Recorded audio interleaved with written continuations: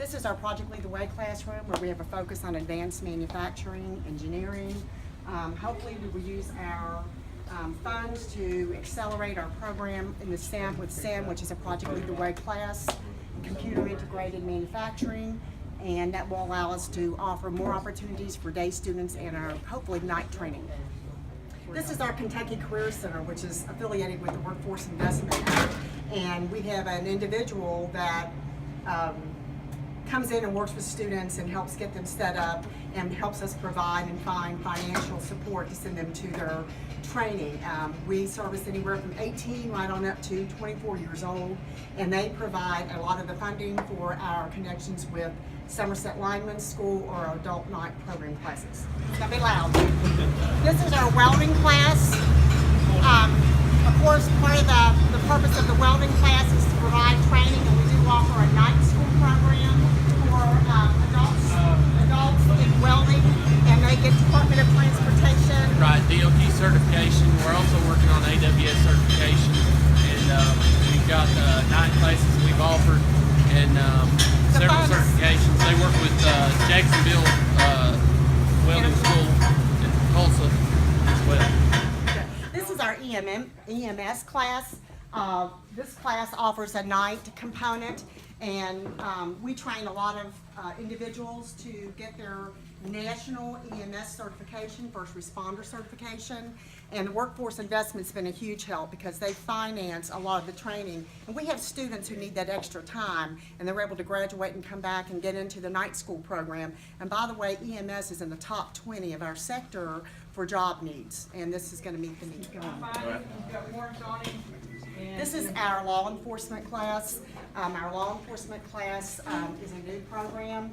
It's going to fill the need. There's a lot of jobs. We have actually two local prisons within an hour of this school. We have students who are involved in dual credit with EKU, Cumberland, Union, and this is going to be another big part of our program, and that the equipment's going to allow us to offer a lot of training for adults, for police officers, state troopers, whatever in law enforcement. They're in the lab. That's okay. This is our health science class. As we know, health science is in the top 20. The jobs that are needed in our sector are just tons of health science, and the money will allow us, the funds will allow us to expand and accelerate offerings.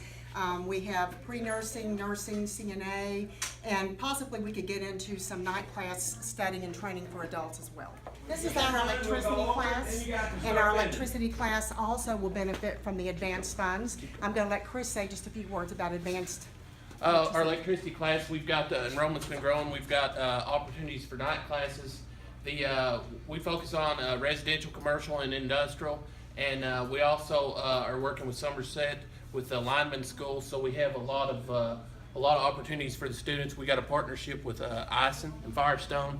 They're needing people daily. Track program. And so with their track program, and it's just a continuing process. It's also going to offer us an opportunity for adult training in the evenings, and they can get certifications. Business and industry has a need to train their employees, update training, and in many cases they're having to go to Richmond, they're having to go Detroit, over an hour. some of the equipment's going to keep them from having to go all the way to Detroit to be certified, and so. Same thing with law enforcement. They have to go to Richmond, Kentucky. So we're going to provide services right here.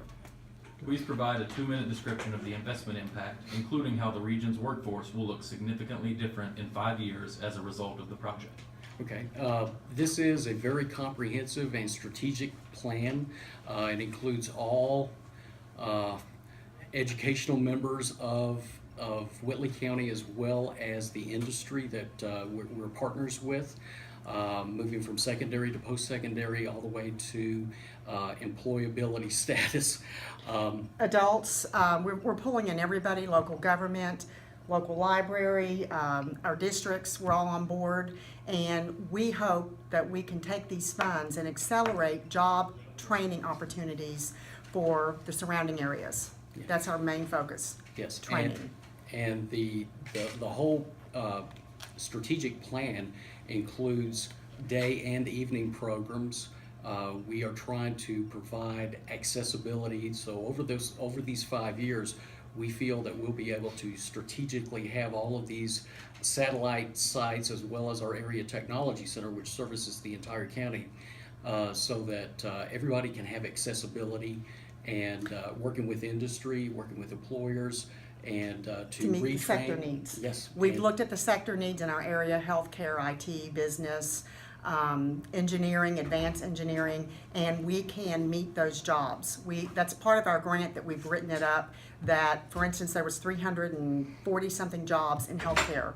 With this money, we can expand our healthcare. We can train the students during the day, we can bring them in the evenings and train them up for the jobs. Same thing with EMS, huge need in EMS. Yes, and in relation to advanced manufacturing, we'll be able to provide those 21st century learning skills for students as well With the as STEM. adults. Yeah. Yes. Please describe how the program will effectively recruit individuals through direct contact with potential students and trainees.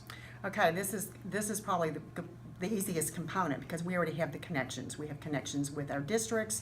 We have workforce investment, which is located right in the building, and they help us with recruiting. They know what jobs and where the jobs are going to be needed, what sectors, and we can help fill those. Also, we have business, and we have an advisory board. Each of our programs do, and we have business and industry in and out of our building constantly, and they make recommendations. They tell us where the jobs are, what the trainings are, and that's another way. Plus, we have colleges, universities, business and industry here today.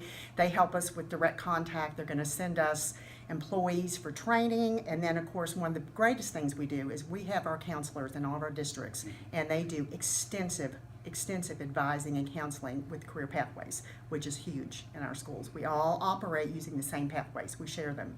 And we do a lot of workshops, and we plan to expand this process with not only students but with adults, as far as orientation and having these internship programs to Co-op. introduce students as well as adults to these great sectors, occupational programs that we have. And using the different facilities like the local library, EKU on the bypass, Whitley County, Corbin High School, we will have contact with many people in Whitley County, not to mention word spreads quick. And we also use local advertisement. Workforce advertises for us, the district advertises, all the districts have school newspapers, school news feeds, tweets. We're on it. Please describe how you would complete the project if there were a partial award or no award of the state funds requested. Does the award accelerate the timetable to launch the program? Basically, if there's no award or little award, we're just going to continue on what we're doing. It's going to limit us as to the scale and the number of adults that we can train in the evening. But yes, the money will very much accelerate and enhance the opportunities we can provide for adult training. If we have the money to buy the equipment, we can offer so many more opportunities for adults out there, displaced veterans, high school students who just need that extra time in night school to complete a certification. So to answer your question, we're going to keep on going, just like we did with Project Lead the Way. Project Lead the Way money was huge. It ran out, but our districts, all three of our districts have supported us financially. They pay our fees, they help us with equipment, teachers, they train our teachers, so we're going to keep going. If we don't get the money, we're going to keep going and do the best we can do, but the money would greatly enhance the opportunities for training, particularly for adults and students at night. Please describe what costs are associated with the equipment purchase, such as utilities, special connections, rigging, site preparation costs, assembly needs, operator training, and/or maintenance costs. I'm going to address each one of them more or less individually. And to answer the question completely, minimal cost is included in that. Most of our costs that we've priced and that we put in for the grant is basically for equipment to be used. As far as utility costs, we don't see a significant impact on our utility cost. Special connections, we're set up in-house we're equipped to be able to hook the stuff up, plug and play, ready to go.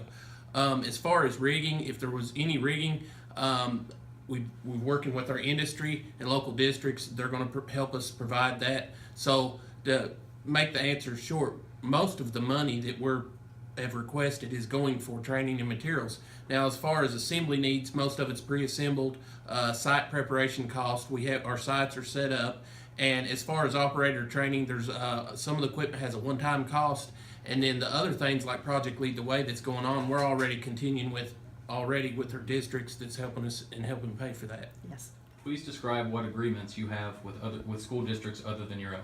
What is the distance to the next nearest program of similar scope your students would need to travel if your program is not awarded funding? First, I'll address the additional training. The closest you would have to go for training, if we do not get this money, will be Somerset Community, possibly Richmond. You know, it's going to be a distance. It'd be over an hour drive. So I'll address that. We're the best place and the best location to offer these trainings, hands down, not even close. We're centrally located. The second part, as far as connections or agreements, we have tons of agreements. We have dual credit agreements with Southeast Community, EKU, Cumberland's, Union. We share resources, we share teachers. To give you an example, we have a biomedical program here at Corbin High School, Corbin ATC. Whitley County students come, they ride the bus to the center, and they go next door, and they are actually instructed by a Corbin High School teacher. We feed students from other districts, which I think we may be the only school around that does that. So we share buses. As I said earlier, if we need a bus, I've got Whitley County bus sitting outside my door. I call, I use it, and everybody works together wonderfully. So we share resources, we share Blackboard, we share after-school functions. We have, what's the name of the programs? Help me out real quick. Kappa. We have equipment, lunches, instructional staff, and resources. Tons of instructional resources. If I need something, I contact Dave Cox, who's Corbin superintendent. He helps me. And if I need more money, I call Scott Paul, who helps me out, as well as Williamsburg. So the resources are infinite, and everybody works together. Same thing with EKU. They come over, they help set up, do computers, get kids registered for dual credit. So lots of agreements.